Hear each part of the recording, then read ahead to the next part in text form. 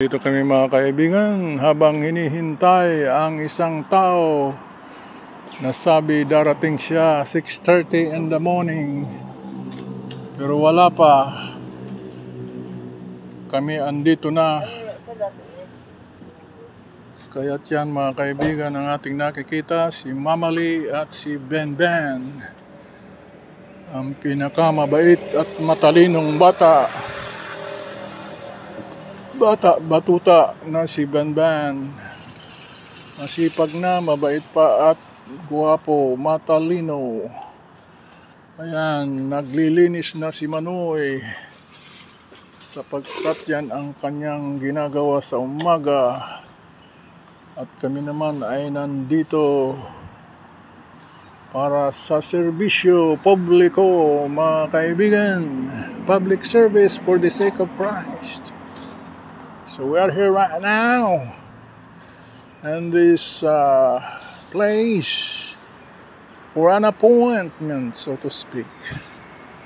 So andito kami mga kaibigan upang hintayin ang taong hinihintay. Alright, Teskolotos po ito, Kamchang, Chiang Mai, Thailand. Para alam ninyo mga kaibigan, maaga pa, nandito na upang sa ganon ay tayo ay makapag-umpisa ng maaga.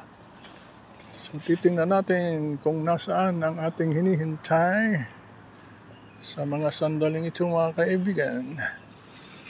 So tingnan natin. Ayan mga kaibigan ang ating masasabi sapagkat yan ay para sa Panginoong Diyos, for the sake of Christ.